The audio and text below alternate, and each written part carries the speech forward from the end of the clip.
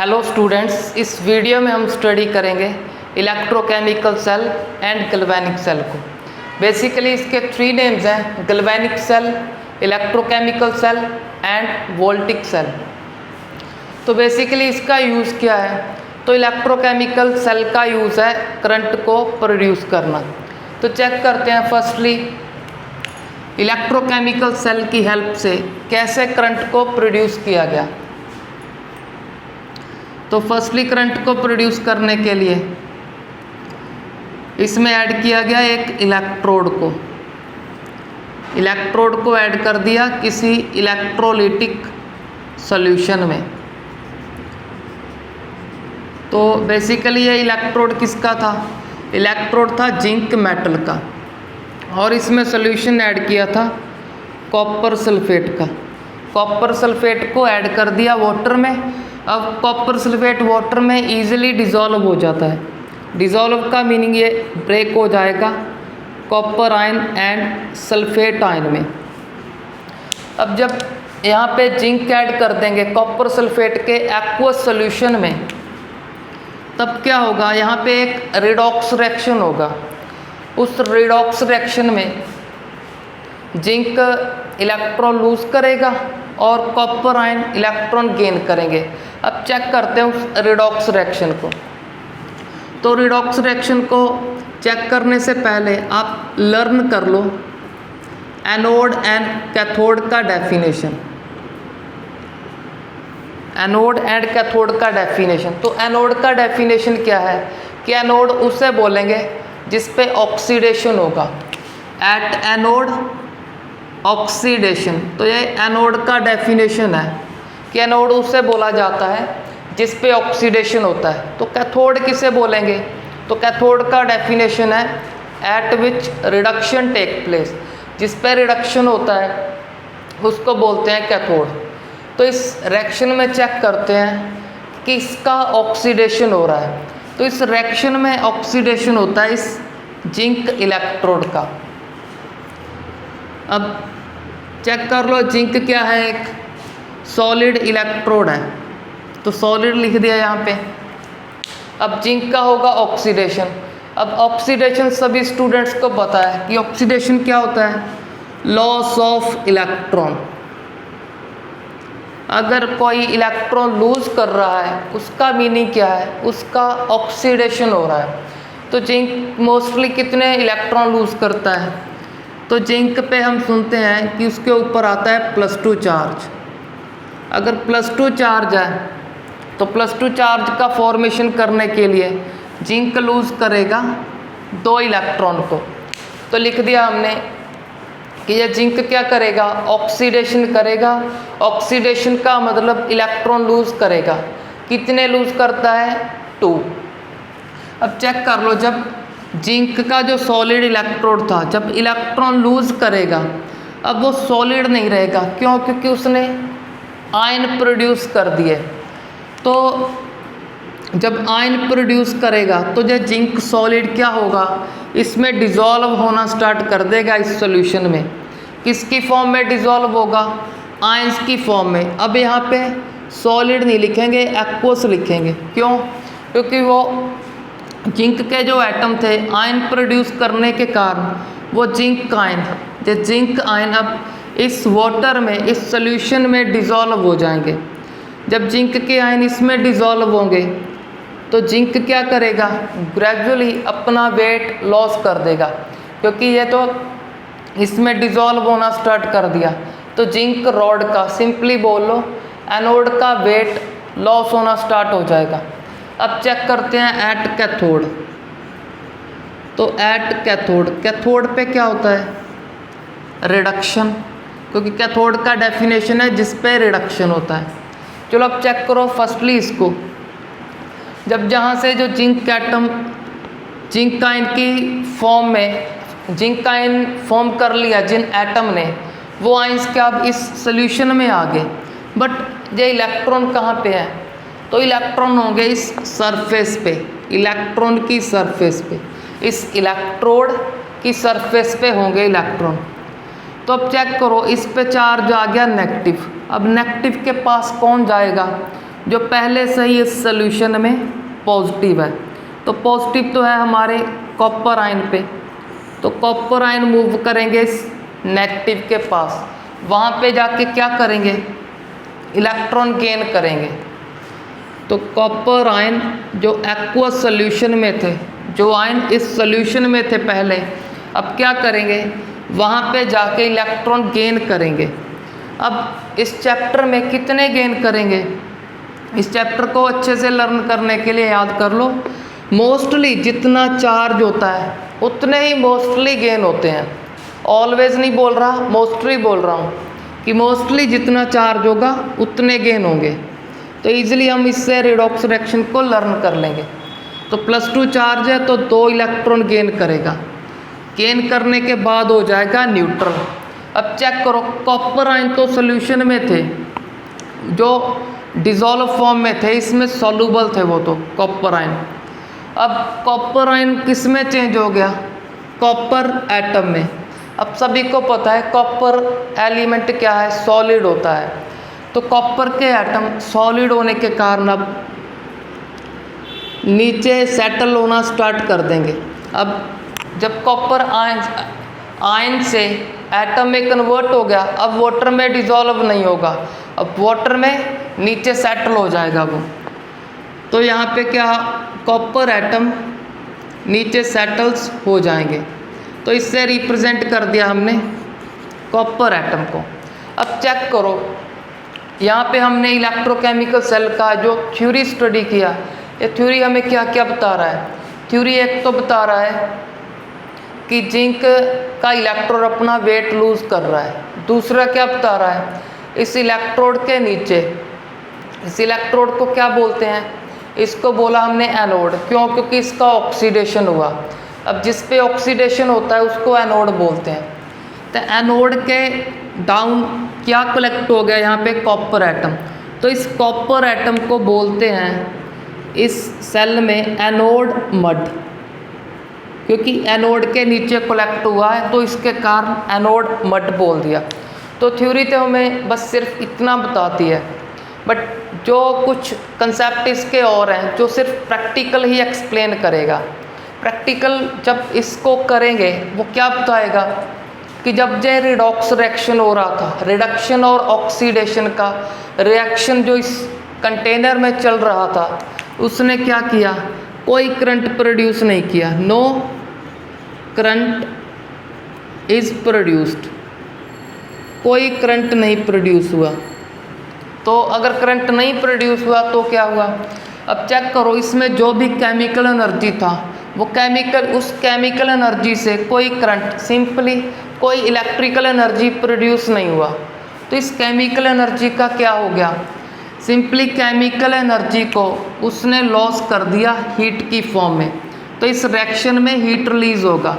अब जिस रिएक्शन में हीट जनरेट होता है उसको क्या बोलते हैं, एक्सोथर्मिक रिएक्शन बोलते हैं। एक्सोथर्मिक प्रोसेस और रिएक्शन। तो अब ये हमारा जिंक और कॉपर सल्फेट का जो रिडॉक्स रिएक्शन है, ये एक्सोथर्मिक रिएक्शन है, हीट रिलीज करता है। ये एज इट इज़ हमें लर्न करना होगा, क्योंकि ये हमें प्रैक्टिकली पता चल सकता है। प्रैक्टिकली कैसे पता चलेगा, जब आप लैब में जाके कॉपर सल्फेट को वाटर में डिज़ोल्व करोगे, उसमें जिंक के कुछ पीसेस को ऐड कर दोगे, तब क्या होगा, आफ्टर सम टाइम ये कंटेनर का टेम्परेचर इंक्रीज करेगा। उसके कारण जब आप इस कंटेनर को टच करोगे तो आपको गर्म लगेगा। उस गर्म के कारण हमें क्या पता चला कि इस रिएक्शन में हीट रिलीज हो रहा है। तो यहाँ पे क्या हुआ, पूरा का पूरा जो केमिकल एनर्जी था हीट की फॉर्म में लॉस हो गया। Chemical energy loss in the form of heat, in the form of heat. तो केमिकल एनर्जी तो हीट की फॉर्म में लॉस हो गई, तो उसने कोई करंट प्रोड्यूस नहीं किया, इसका ये ऑब्जर्वेशन था। तो यहाँ पे तो क्या हुआ, हमारा इलेक्ट्रोकेमिकल सेल जिससे करंट प्रोड्यूस करना चाहते थे उसमें तो फेल्यूर आ गया। अब चेक करते हैं इस इलेक्ट्रोकेमिकल सेल की फेल्यूर को कैसे दूर किया गया। अब उस सेल को चेक करेंगे जिसमें करंट प्रोड्यूस होगा।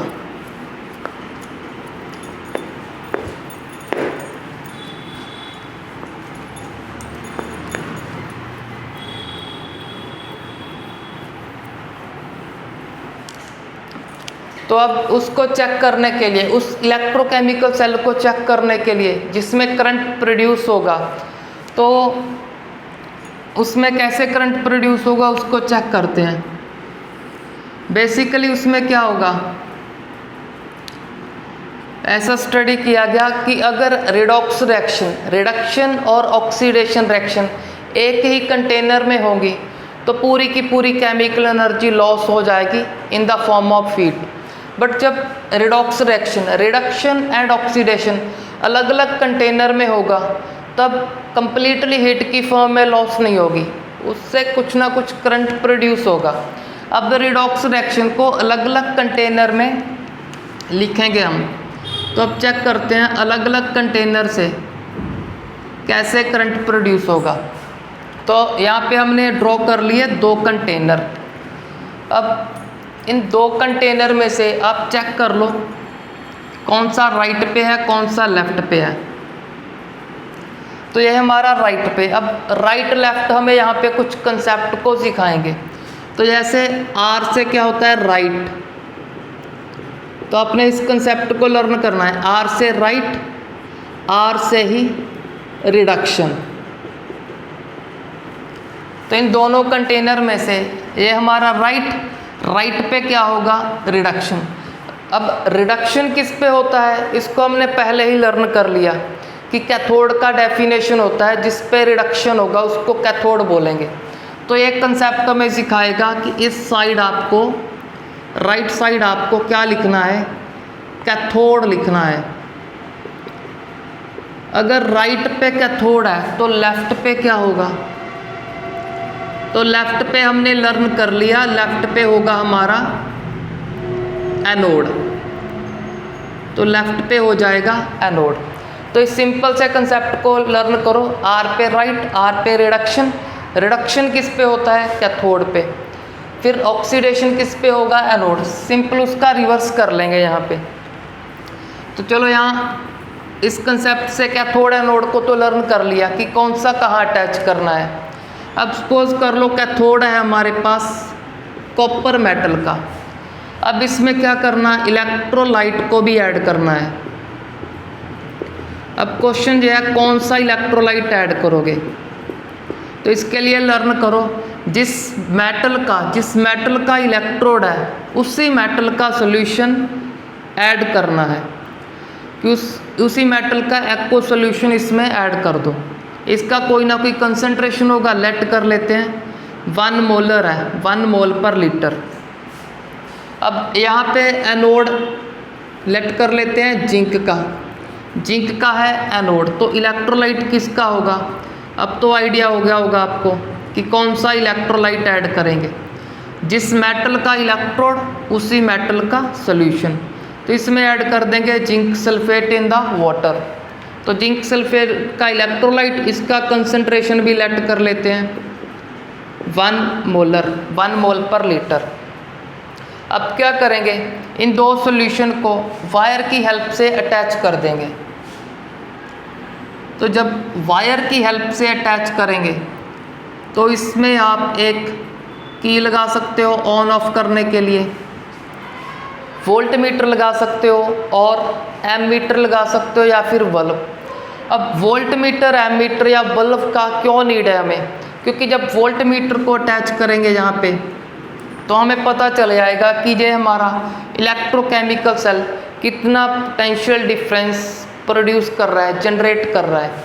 अगर यहाँ पे कुछ ना कुछ पोटेंशियल का डिफरेंस आया उसका मीनिंग क्या है, कुछ करंट प्रोड्यूस कर रहा है।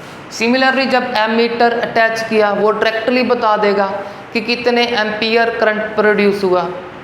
अगर बल्ब को अटैच किया, अगर बल्ब ग्लो करना स्टार्ट हो गया वहाँ से हमें पता चल जाएगा कि करंट फ्लो होना स्टार्ट हो गया। तो अब जब इस इलेक्ट्रोकेमिकल सेल का ये सर्किट कंप्लीट करेंगे, इस की को ऑन करेंगे तो बल्ब ग्लो होना स्टार्ट हो जाएगा। अब बल्ब का ग्लो होना हमें क्या बता रहा है? वो ये बता रहा है कि करंट पास हो रहा है। अगर करंट पास हो रहा है इसका मीनिंग इस सेल में हमारा रिडॉक्स रिएक्शन स्टार्ट हो गया। अब चेक करते हैं वो कौन सा रिडॉक्स रिएक्शन स्टार्ट हुआ। तो फर्स्टली एट एनोड, एनोड पे हमें पता है क्या होता है, ऑक्सीडेशन। अब ऑक्सीडेशन का मीनिंग हो गया लॉस ऑफ इलेक्ट्रॉन। अब चेक करो जो इसमें जिंक सल्फेट है, वो तो इस आयन की फॉर्म है, zinc ion and sulphate ion. इस जिंक तो पहले ही +2 की फॉर्म में है, आयन की फॉर्म में है। अब जे नहीं लूज करेगा, कौन सा जिंक लूज करेगा? जे वाला जिंक लूज करेगा जिस पे 0 चार्ज है, जो अपनी एलिमेंटल फॉर्म में है। तो हमारा ये एनोड जो जिंक मेटल का है, जो जिंक क्या करेगा, एज अ एनोड एक्ट करेगा, जिसका सिंपल मीनिंग है इलेक्ट्रॉन लूज करेगा। अब प्रीवियसली हमने अभी लर्न किया कितने लूज करेगा, 2, क्योंकि जिंक पे +2 चार्ज आता है। 2 लूज करने के बाद यहाँ पे क्या लिख दोगे, एक्वस, क्योंकि जब इस जिंक के आयन फॉर्म हो गए, आयन अब सोल्यूशन में डिज़ोल्व हो जाएंगे, तो इसको ऐसे शो कर देंगे कि जिंक क्या करेगा, अपना वेट फिर से लूज करेगा। अब चेक कर लो, स्टार्टिंग से पहले ही जिंक सल्फेट ऐड किया था। अगर पहले से ही जिंक सल्फेट ऐड किया है, पहले से ही इसमें zinc ion and sulphate ion थे, बट स्टार्टिंग में क्या थे, zinc ion and sulphate ion equal amount में थे। स्टार्टिंग में तो इक्वल थे, क्योंकि एक जिंक सल्फेट में एक Zn+2 है, एक सल्फेट है, तो पॉजिटिव नेगेटिव इक्वल अमाउंट में थे।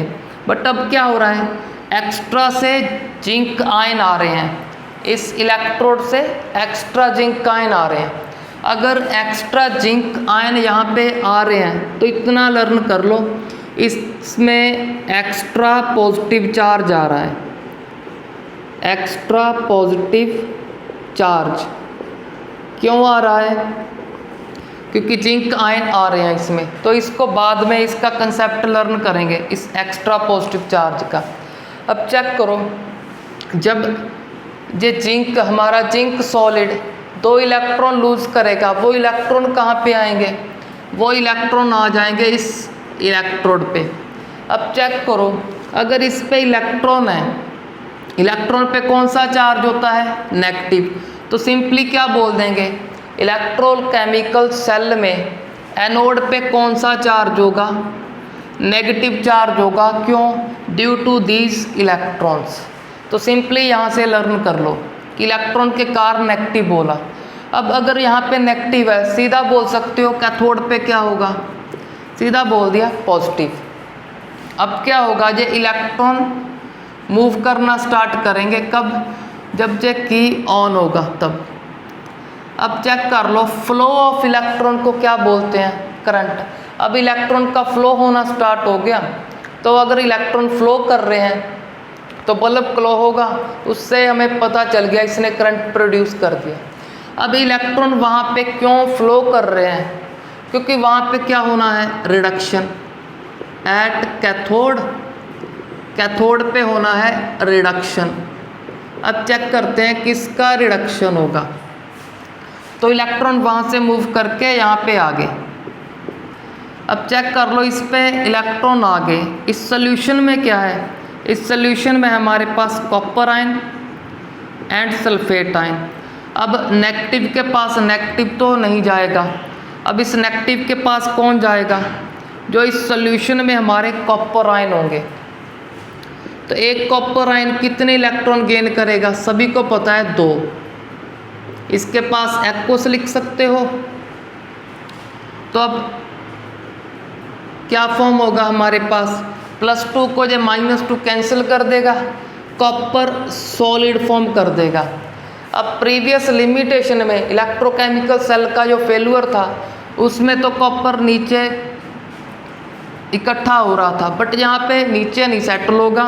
अब कॉपर आयन जैसे ही इस नेगेटिव के पास जाएंगे, कॉपर आयन नेगेटिव पॉजिटिव के अट्रैक्शन के कारण वहाँ पे ही अटैच होते जाएंगे, वहाँ पे ही जाके सॉलिड फॉर्म में, इस सॉलिड फॉर्म में कन्वर्ट होते जाएंगे।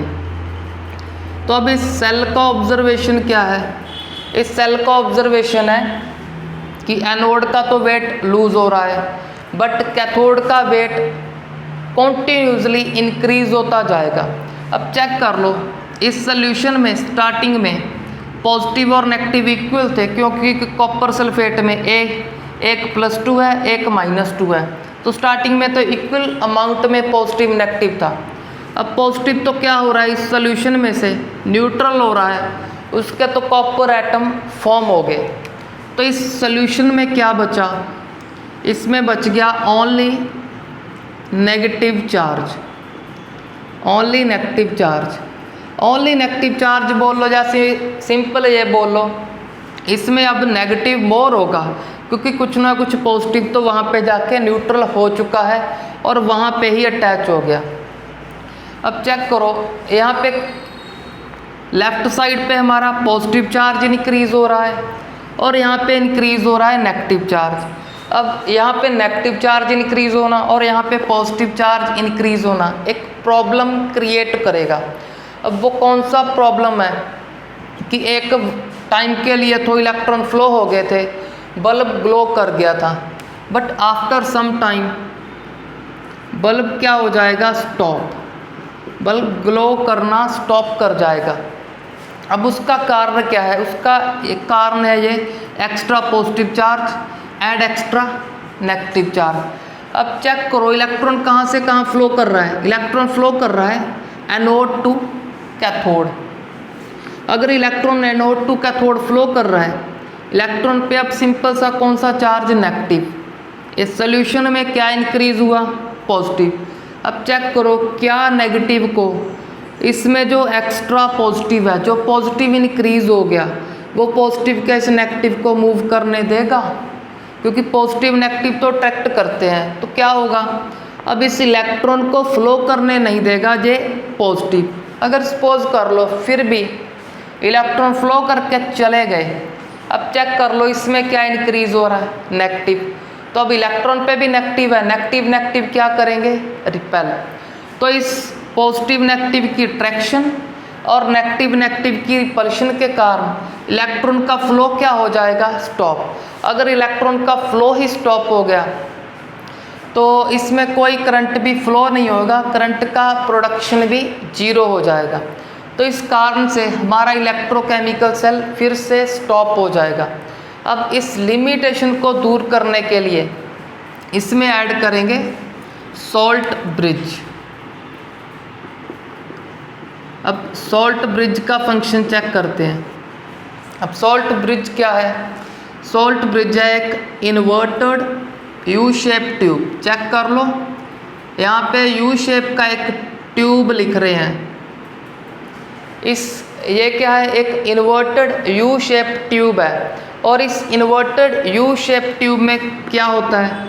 इनर्ट इलेक्ट्रोलाइट होते हैं, इनर्ट इलेक्ट्रोलाइट होते हैं इन अगर अगर जेली, इन अगर जेली। अब सारा चेक करेंगे यहाँ पे कि इनर्ट इलेक्ट्रोलाइट का मीनिंग क्या है और अगर जेली क्यों यूज़ किया, सारा स्टडी करेंगे यहाँ पे। एक बार चेक कर लो, सॉल्ट ब्रिज क्या है? इन्वर्टेड यू शेप ट्यूब है जिसमें एक इनर्ट इलेक्ट्रोलाइट होगा इन अगर जेली। वो inert electrolyte KCl, simple potassium chloride, potassium nitrate, ammonium nitrate, कोई सा भी एक इलेक्ट्रोलाइट हो सकता है। हम सपोज कर लेते हैं यहाँ पे कि इसमें ऐड कर दिया हमने KCl। इस हमारे सॉल्ट ब्रिज में क्या है? इनर्ट इलेक्ट्रोलाइट है KCl। अगर जेली में अगर जेली इसके साथ ऐड किया हुआ है, अगर जेली के साथ बोलो इसका कॉम्बिनेशन है, मिक्स किए हुए हैं। अब यहाँ पे होंगे कॉटन प्लग्स, उसको ऐसे रिप्रेजेंट कर देते हैं। इस सॉल्ट ब्रिज पे होंगे कॉटन प्लग्स, तो इसको सिंपली लिख देते हैं कि ये क्या है? सॉल्ट ब्रिज के कॉटन प्लग्स। ये क्या करेंगे, जो इसमें इनर्ट इलेक्ट्रोलाइट ऐड करेंगे उसकी मूवमेंट, उसके फ्लो को कंट्रोल करेंगे। फॉर एग्जांपल हमने लेट किया है, इसमें है KCl, इस सॉल्ट ब्रिज में है इनर्ट इलेक्ट्रोलाइट KCl। अब ये क्या करेगा, दोबारा से सेल को स्टार्ट कर देगा, दोबारा से करंट का फ्लो करवाएगा। वो कैसे, इसमें क्या इंक्रीज हुआ, पॉजिटिव चार्ज, तो इस KCl में से क्या करेगा, इस साइड Cl नेगेटिव आयन को सेंड करेगा। अब Cl नेगेटिव आयन क्या करेगा, इस पॉजिटिव को न्यूट्रल करना स्टार्ट कर देगा। जब पॉजिटिव न्यूट्रल हो गया तो अब इलेक्ट्रॉन को अट्रैक्ट नहीं करेगा, वो ईजिली फ्लो कर सकते हैं। सिमिलरली जिस टाइम पे Cl नेगेटिव यहाँ पे आ रहा होगा, उसी सेम टाइम पे ही K पॉजिटिव इधर आएगा। जब पॉजिटिव क्या करेगा, इस नेगेटिव चार्ज जो इस राइट में इंक्रीज हुआ था, उस नेगेटिव को क्या कर देगा, न्यूट्रल। अब अगर नेगेटिव न्यूट्रल हो गया तो इस इलेक्ट्रॉन को रिपेल नहीं करेगा, तो बड़ी आसानी से इलेक्ट्रॉन फ्लो होते रहेंगे। तो हमें सिंपली सॉल्ट ब्रिज का फंक्शन पता चल गया कि इसका मेन फंक्शन क्या है। हमारे इलेक्ट्रोकेमिकल सेल की जो रिडक्शन हाफ फ्रैक्शन थी और ऑक्सीडेशन हाफ फ्रैक्शन थी, उन सेल को क्या कर दिया, इलेक्ट्रिकली न्यूट्रल कर दिया। किसको न्यूट्रल करना था, यहाँ पे पॉजिटिव चार्ज को, यहाँ पे नेगेटिव चार्ज को न्यूट्रल करना था। तो मेनली इसके दो फंक्शन हो गए, एक तो इलेक्ट्रोकेमिकल सेल को क्या कर रहा है, इलेक्ट्रिकली न्यूट्रल, दूसरा इलेक्ट्रिक सर्किट को, जो सर्किट ब्रेक हो चुका था, उस इलेक्ट्रिक सर्किट को कंप्लीट कर रहा है। तो दो फंक्शन हो गए, it complete the electrical circuit, दूसरा इसके जो सॉल्यूशन है उनको न्यूट्रल कर रहा है। तो अब मूव करते हैं हम इस इनर्ट इलेक्ट्रोलाइट और अगर जेली पे। तो यहाँ पे इरेज करते हैं एट कैथोड और एट एनोड की रिएक्शन को। अब सॉल्ट ब्रिज को स्टडी करते हैं।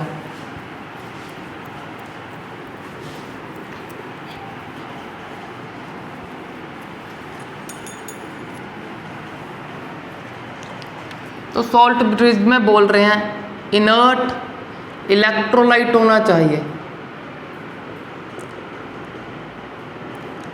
अब इनर्ट इलेक्ट्रोलाइट क्या है, अब जैसे एग्जाम्पल तो चेक कर लिए KCl, KNO3, ये तो चलो एग्जाम्पल हो गया, या फिर अमोनियम नाइट्रेट, ये तो एग्जाम्पल है इनर्ट इलेक्ट्रोलाइट का। बट यहाँ पे इनर्ट किसे बोल रहे हैं, इनर्ट इलेक्ट्रोलाइट उसे बोलेंगे जो इलेक्ट्रोलाइट इस केमिकल रिएक्शन में पार्टिसिपेट ना करे।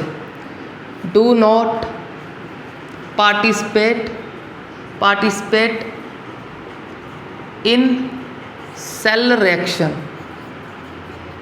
इसका मीनिंग क्या है, इसका सिंपल मीनिंग, इस पूरे सेल में जिसका रिडक्शन हो रहा है सिंपल उसी का ही रिडक्शन होना चाहिए। ये हमारा इलेक्ट्रोलाइट जो एक्स्ट्रा इस सॉल्ट ब्रिज से आएगा, कहीं इसका रिडक्शन या फिर इसका ऑक्सीडेशन स्टार्ट नहीं होना चाहिए। तो इसको सिंपली लिख दिया do not participate in cell reaction. ये प्रॉपर्टी हमारे इलेक्ट्रोलाइट के पास होनी चाहिए, फिर ही उसे इनर्ट बोलेंगे और इस सेल रिएक्शन में यूज़ करेंगे। दूसरा क्या, एक तो do not participate in cell reaction की अपना रिडक्शन और अपना ऑक्सीडेशन ना करवाए हमारा इलेक्ट्रोलाइट। दूसरा do not react with electrolytes, do not react with electrolytes. तो जो हम इस इनर्ट इलेक्ट्रोलाइट को ऐड कर रहे हैं, तो यहाँ पे आएगा Cl नेगेटिव, यहाँ पे आएगा K पॉजिटिव। तो Cl नेगेटिव क्या, हमारे जिंक या सल्फेट किसी के भी साथ कोई रिएक्शन ना करे, रिएक्शन करके कोई न्यू प्रोडक्ट ना फॉर्म कर दे। फॉर एग्जांपल हम यहाँ पे लेट कर लेते हैं, सपोज कर लो यहाँ पे जिंक नहीं, अब सपोज कर लेते हैं यहाँ पे है सिल्वर, यहाँ चेंज करके बोल देते हैं यहाँ पे है गोल्ड। तो अगर ये सिल्वर का है, ये किसका होगा, अब सिल्वर का ही सॉल्यूशन ऐड करना पड़ेगा हमें, तो इसको सिल्वर नाइट्रेट बोल देते हैं। तो वो ब्रेक हो जाता है Ag पॉजिटिव NO3 नेगेटिव। चलो एक बार यहाँ पे गोल्ड बोल दिया तो यहाँ गोल्ड का ही कोई इलेक्ट्रोलाइट होगा, बट हमें तो इस कंसेप्ट को समझना है। Do not react with electrolyte, in electrolyte से ये हमारा इनर्ट इलेक्ट्रोलाइट रिएक्ट ना करे। फॉर एग्जांपल जब हमारे पास यहाँ पे सिल्वर है और यहाँ पे सिल्वर नाइट्रेट होगा, सिल्वर नाइट्रेट ब्रेक हो जाएगा Ag पॉजिटिव NO3 नेगेटिव में। अब इस सॉल्यूशन में थोड़े टाइम बाद इंक्रीज होगा पॉजिटिव, वो पॉजिटिव कौन सा होगा Ag पॉजिटिव। अगर इसको न्यूट्रल करने के लिए हमने ऐड कर दिया KCl, यहाँ पे क्या आएगा Cl नेगेटिव। अब सभी को पता है Ag positive and Cl negative react कर जाते हैं और रिएक्ट करके बनाएंगे वाइट प्रेसिपिटेट। अगर ऐसा कुछ फॉर्म हो गया तब हमारा इलेक्ट्रोलाइट इनर्ट नहीं है। अगर इनर्ट नहीं है तो उसको नहीं यूज़ करेंगे सेल के लिए। तब वहाँ पे क्या, ये तो इनर्ट नहीं है इस पर्टिकुलर सेल के लिए। अब KNO3 को ऐड करके देख लेंगे।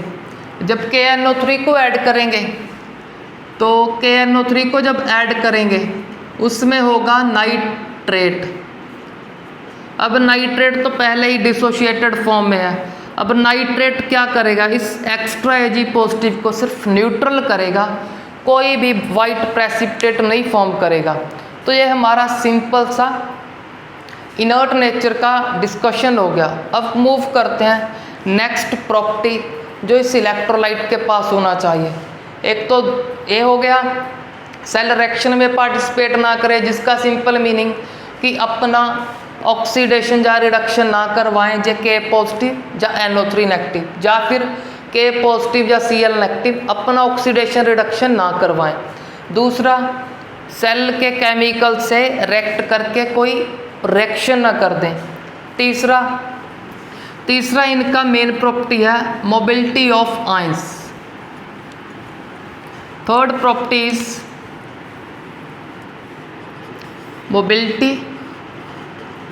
mobility of ions should be same।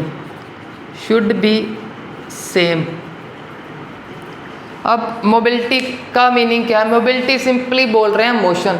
अब जो इनर्ट इलेक्ट्रोलाइट के आयंस हैं, एक नाइट्रेट हो गया, दूसरा पोटाशियम आयन हो गया, या फिर बोल लो आप एक पोटाशियम होगा दूसरा क्लोराइड होगा, दोनों का मोबिलिटी, दोनों का मोशन क्या हो सेम। अगर मोशन सेम होगा तो सेम टाइम पे ही दोनों सेल को न्यूट्रल कर देंगे एक ही टाइम पे। अगर किसी का मोबिलिटी कम हो गया, सपोज कर लो इसका फास्ट है, ये क्या करेगा पहले से ही ईजिली न्यूट्रल कर देगा। क्या फिर करंट फ्लो होगा? करंट या फिर इलेक्ट्रॉन तो फ्लो नहीं होंगे, कब तक, जब तक ये भी न्यूट्रल नहीं होता।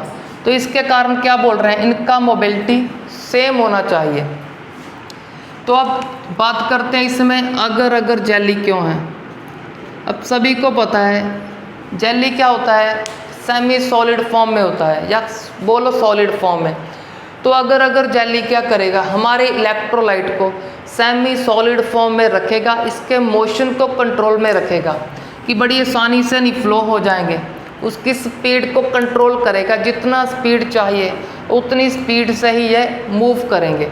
तो मोशन को कंट्रोल करने के लिए अगर जेली। तो यहाँ पे हमने इसका फंक्शन स्टडी कर लिया, सॉल्ट ब्रिज का रिक्वायरमेंट चेक कर लिया। रिक्वायरमेंट होगा मोबिलिटी या फिर सेल रिएक्शन में जो पार्टिसिपेशन है ना करे, ये रिक्वायरमेंट हो गया। और डेफिनेशन क्या था, इन्वर्टेड यू शेप ट्यूब। अब चेक करते हैं कि इलेक्ट्रॉन कहाँ से कहाँ फ्लो करते हैं। वैसे बेसिकली फर्स्टली चेक कर लिया कि एनोड से कैथोड की तरफ जा रहे हैं, या सिंपली बोल सकते हो नेगेटिव टर्मिनल से पॉजिटिव टर्मिनल भी आप बोल सकते हो। अब चेक करते हैं करंट। तो हमें पता है बाय कन्वेंशन कि जिस डायरेक्शन में इलेक्ट्रॉन फ्लो करते हैं उससे ऑपोजिट डायरेक्शन में कौन फ्लो करता है, करंट। तो करंट को क्या बोलोगे, इस इलेक्ट्रोकेमिकल सेल में करंट फ्लो करेगा फ्रॉम कैथोड टू एनोड। तो कैथोड से एनोड मूव करेगा हमारा करंट। तो और बेसिकली क्या बोल सकते हो, अगर कैथोड एनोड नहीं बोलना तो बोल दो पॉजिटिव टर्मिनल से नेगेटिव टर्मिनल की तरफ मूव करेगा करंट। तो यहाँ पे हमने कंप्लीट चेक कर लिया हमारे इलेक्ट्रोकेमिकल सेल को। अब मूव करते हैं सेल रिप्रेजेंटेशन पे। सेल रिप्रेजेंटेशन, अब इस सेल का एक शॉर्ट रिप्रेजेंटेशन है। वो शॉर्ट रिप्रेजेंटेशन क्या है? सबसे पहले तो सॉल्ट ब्रिज का रिप्रेजेंटेशन। सॉल्ट ब्रिज को ऐसे रिप्रेजेंट करोगे, ये साइन है सॉल्ट ब्रिज का।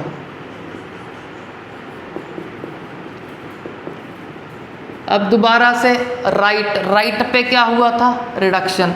अब चलो यहाँ पे तो मैंने चेंज कर दिया, सिल्वर लिख दिया या कुछ लिख दिया। अब फिर से दोबारा चेक कर लो कि स्टार्टिंग में क्या था, रिवाइज कर लो कि ये जिंक का था, ये हमारा कॉपर का था। यहाँ तो चलो कॉपर सल्फेट ही है, वो चेंज नहीं किया था। यहाँ पे था हमारा जिंक सल्फेट। अब सेल रिप्रेजेंटेशन को चेक करने के लिए दोबारा से इसका रिवीजन करना पड़ेगा। अब सेल रिप्रेजेंटेशन क्या है? सेंटर में सॉल्ट ब्रिज, राइट पे क्या लिखोगे? रिडक्शन का रिएक्शन, और लेफ्ट पे क्या होगा? फिर ऑक्सीडेशन का रिएक्शन होगा इन द शॉर्ट फॉर्म। अब चेक कर लो, राइट पे लिखना है हमको रिडक्शन। अब चेक करो रिडक्शन किसका हुआ था? रिडक्शन हुआ था इस कॉपर आयन का। तो कॉपर आयन का रिडक्शन हुआ था। साथ में क्या करना है सेल रिप्रेजेंटेशन में? इसका कंसंट्रेशन भी मेंशन करना है। कंसंट्रेशन कितना सपोज किया था? 1 मोलर। तो यहाँ पे लिख दो 1 मोलर। अब रिडक्शन का क्या मीनिंग है? इलेक्ट्रॉन गेन करता था, गेन करने के बाद चेंज हो रहा था कॉपर में। जब कॉपर में चेंज हो गया बाद में लिख देंगे सॉलिड। अब सॉल्ट ब्रिज, राइट पे रिडक्शन रिएक्शन लिख दिया हमने। अब लेफ्ट पे ऑक्सीडेशन लिखते हैं। ऑक्सीडेशन किसका हुआ? इस जिंक का जो सॉलिड फॉर्म में था। तो जिंक जो सॉलिड था उसका ऑक्सीडेशन हुआ, सिंपली उसने इलेक्ट्रॉन को लूज किया। इलेक्ट्रॉन लूज होने के बाद क्या फॉर्म हुआ? जिंक +2 फॉर्म हुआ। अब इस जिंक +2 का देखो कंसंट्रेशन कितना था, वो भी लेट किया था 1 मोलर। तो कंसंट्रेशन आप मेंशन करोगे जितना भी आपको गिवन होगा। चेक कर लो, जिंक सॉलिड से जिंक +2 में लॉस ऑफ इलेक्ट्रॉन है तो ऑक्सीडेशन लिख दिया। फिर सॉल्ट ब्रिज, फिर रिडक्शन रिएक्शन लिख दिया कि कॉपर आयन कॉपर सॉलिड में चेंज हो रहे हैं। तो यह सिंपल सा सेल रिप्रेजेंटेशन हो गया हमारे इलेक्ट्रोकेमिकल सेल का। इस इलेक्ट्रोकेमिकल सेल में और भी लिख सकते हो आप कि ये क्या है हमारा, इसके लेफ्ट पे एनोड। तो एनोड वर्ड लिख सकते हो यहाँ पे। एनोड पे कौन सा चार्ज होता है? सिंपली लर्न कर लो, नेगेटिव। आपको यहाँ पे समझा दिया कि नेगेटिव क्यों था, कि जो इलेक्ट्रॉन लूज कर रहा था, इलेक्ट्रॉन तो इस सरफेस पे होंगे, इलेक्ट्रॉन के कारण नेगेटिव कह दिया था। अगर यहाँ पे नेगेटिव है सीधा इधर लेट कर लिया था पॉजिटिव। तो इस साइड कौन होगा हमारा? कैथोड, जिस पे रिडक्शन हो रहा है, तो कैथोड पे होगा पॉजिटिव। तो ये सिंपल सा सेल रिप्रेजेंटेशन हो गया हमारे इलेक्ट्रोकेमिकल सेल का। अब और चेक करते हैं, एक सेल रिप्रेजेंटेशन और है, सेकंड सेल रिप्रेजेंटेशन। वो क्या है? वो थोड़ा सा और शॉर्ट फॉर्म में है। उसमें क्या करेंगे आपको, जिसका एनोड हो, मतलब जिसमें ने डिस्ट्रॉय होना है, अपना वेट लूज करना है, उसका सिर्फ आपको इलेक्ट्रोड ही बताएंगे। फॉर एग्जांपल इस सेल में किसका ऑक्सीडेशन हुआ? जिंक का। तो आपको सीधा बोल देंगे जिंक। फिर इसका बता दिया उन्होंने जिंक, आपको खुद गैस करना है भी जिंक क्या है? एनोड। एनोड में सोल्यूशन कौन सा डालोगे? इस मेटल का। तो आप खुद से कंप्लीट सेल फॉर्म कर सकते हो, जिंक सल्फेट ऐड कर दोगे। दूसरा आपको क्या बताएंगे इस रिप्रेजेंटेशन में? कैथोड का बताएंगे सिर्फ सोल्यूशन। क्यों? क्योंकि उसकी रिएक्शन कौन कर रहा है? इसकी रिएक्शन तो कर रहा था ये इलेक्ट्रोड। इसकी रिएक्शन इलेक्ट्रोड नहीं कर रहा, यह सोल्यूशन का आयन कर रहा है, तो इसका पूरा सोल्यूशन बता देंगे। तो आपको लिख देंगे जिंक कॉपर सल्फेट सेल। तो इससे आपको पूरा गैस करना है कि जिंक क्या है जो डिस्ट्रॉय हो रहा था, सिंपली जो एनोड है। तो इसमें आप पूरा सोल्यूशन ऐड कर सकते हो। तो ये क्या है, कॉपर सल्फेट जिसका रिडक्शन हो रहा था, उसका इलेक्ट्रोड आप खुद लगा सकते हो। चलो इस एग्जाम्पल की हेल्प से, इस सेल रिप्रेजेंटेशन की हेल्प से एक सेल को फॉर्म करेंगे, उससे हमारा ये सेल रिप्रेजेंटेशन भी हमें लर्न हो जाएगा। चलो अब लास्ट चेक करते हैं, लास्ट रिप्रेजेंटेशन को। तो चलो अब इसके लिए हम लिख देते हैं सिल्वर एंड AuCl3 सेल, अपनी तरफ से ही ये लिख दिया। अब चेक कर लो इसके लिए क्या बोल रहे हैं हम कि इलेक्ट्रोड किसका गिवन होगा, एनोड का। तो यहाँ पे लिख दूंगा मैं कि ये क्या है आपका एनोड। तो इसमें सोल्यूशन भी किसका होगा, जिस मेटल का इलेक्ट्रोड उसका सोल्यूशन आपको ये बताएगा। तो आप लिख दोगे सिल्वर नाइट्रेट, AgCl मत लिख देना क्योंकि उसने फिर डिसोशिएट नहीं होना। जो डिसोशिएट होता है सॉल्युबल सॉल्ट को ही लिखना। फिर बाद में आपको क्या बता दिया कि राइट में क्या है, AuCl3।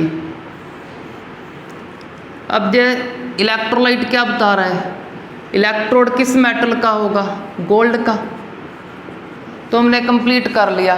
फिर आप इसका सर्किट भी कंप्लीट कर सकते हो, यहाँ सोल्यूशन शो कर सकते हो और सॉल्ट ब्रिज भी खुद लगा सकते हो।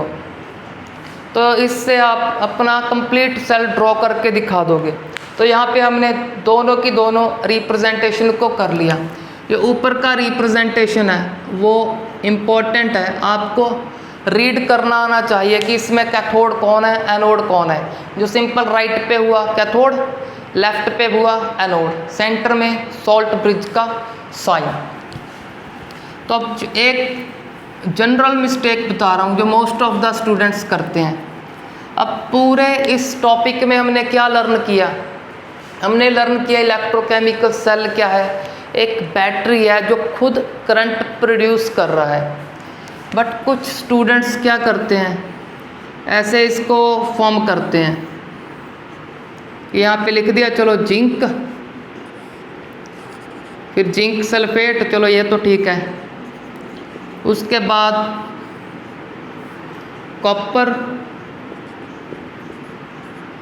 एंड कॉपर सल्फेट,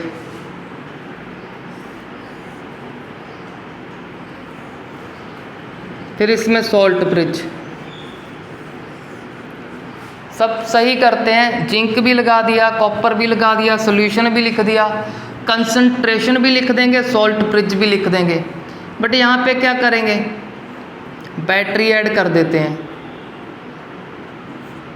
जब आप यहाँ पे बैटरी ऐड करोगे, ये सेल तो हमारा खुद एक बैटरी है जो करंट प्रोड्यूस कर रहा है, तो इसमें आपको बैटरी अटैच नहीं करना, ये आपका मिस्टेक है। तो बैटरी कब अटैच करेंगे, सिंपल से इसके कुछ क्वेश्चन होंगे, एक दो क्वेश्चन। अगर उस क्वेश्चन में आपको बैटरी गिवन है तब आप यूज़ कर सकते हो। बेसिकली जब आपको एग्ज़ाम में सिंपल एक्सप्लेन इलेक्ट्रोकेमिकल सेल आया है या ड्रॉ करना आया है, उसमें कोई भी बैटरी अटैच नहीं करना। याद कर लो, ये खुद बैटरी है, खुद करंट प्रोड्यूस कर रहा है, तो इसके लिए बैटरी हमें नहीं अटैच करना। तो अच्छे से इसके कंसेप्ट को लर्न करो। Thanks for watching the video.